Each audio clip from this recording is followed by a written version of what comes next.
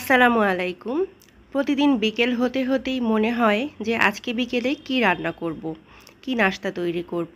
আমার যেহেতু ছোট বেবি আছে, তো ওর কথা মাথায় রেখেই আমাকে নাস্তাটা তৈরি করতে হয় যেন ও খেতে পারে এবং আমিও খেতে পারি। তো ফ্রিজে কিছু ছোলা ভুনা করা ছিল, তো ভাবলাম যে সেটা দিয়েই একটা নাস্তার রেসিপি তৈরি করে ফেলি। আশা করছি রেসিপিটি ভালো লাগবে। তো চলুন শুরু করা যাক। প্রথমেই আমি চুলায় একটি প্যানে 1/4 কাপ পরিমাণ রান্নার তেল দিয়ে দিচ্ছি। তেলটা কিছুটা গরম হয়ে গেলে এখানে দিয়ে দেব কিছু পেঁয়াজ কুচি আর দিয়ে দেব কিছু গরম মশলা। এগুলোকে হালকা করে ভেজে নিতে হবে। ভাজা হয়ে গেলে এখানে দিয়ে দেব 2 কাপের মতো পোলাওয়ের চাল। এই চালটাকে আমি কিছুক্ষণ ভিজিয়ে রেখে তারপর ভালো মতো ধুয়ে পানি ঝরিয়ে নিয়েছি, সেটা দিয়ে দিচ্ছি। এবার এর মধ্যে দিয়ে দিচ্ছি 1 চা চামচ আদা রসুন বাটা, 1 চা চামচ দিয়ে দিচ্ছি কাঁচামরিচ বাটা। আপনারা এখানে আস্ত কাঁচামরিচও ব্যবহার করতে পারেন, আমার কাছে বাটাটা ছিল এজন্য আমি দিয়ে দিচ্ছি। এবার এখানে 2 টেবিল চামচের মতো দিয়ে দিচ্ছি বিরিয়ানি মশলা। এতে করে খুব সুন্দর একটা ঘ্রাণ ছড়াবে এবং টেস্টটা বিরিয়ানির মতোই আসবে।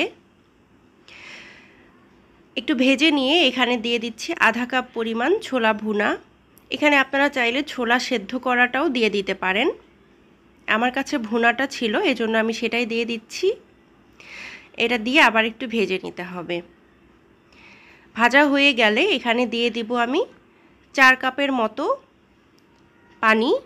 যেহেতু 2 কাপ পোলাওয়ের চাল নিয়েছি সেজন্য আমি এখানে 4 কাপের মতো পানি দিয়ে দিচ্ছি। আমি 4 কাপ পুরো দেইনি, 4 কাপের কিছুটা কম দিয়েছি পানি।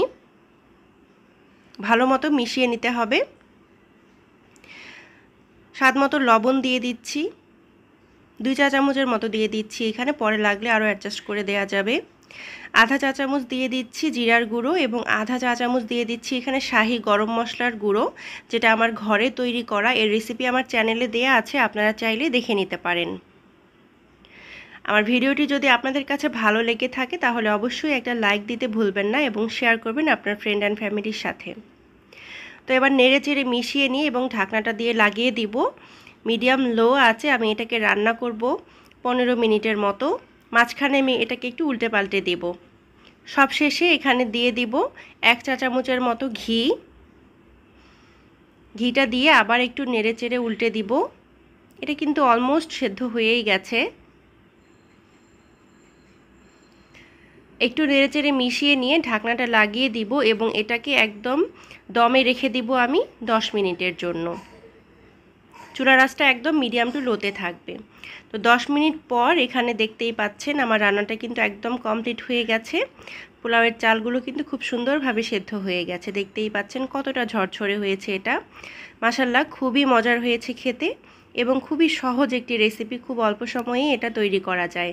আপনার ঘরে যদি ছোলা সেদ্ধ করা থাকে বা ছোলা ভুনা থাকে তাহলে আপনারা এভাবেই পোলাওয়ের চাল দিয়ে এই রান্নাটা তৈরি করে নিতে পারেন, অথবা এর মধ্যে আপনারা চাইলে মাংসও অ্যাড করে দিতে পারেন আপনাদের পছন্দ অনুযায়ী।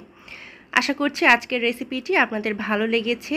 ভালো লাগলে অবশ্যই একটা লাইক করে দিবেন, শেয়ার করবেন আপনার ফ্রেন্ড অ্যান্ড ফ্যামিলির সাথে এবং সাবস্ক্রাইব করে আমার পাশেই থাকবেন। রেসিপিটি বাড়িতে তৈরি করলে অবশ্যই কমেন্ট করে জানাতে ভুলবেন না কেমন লেগেছে। তো সবাই অনেক ভালো থাকবেন। আজকে এখানেই বিদায় নিচ্ছি। আসসালামু আলাইকুম।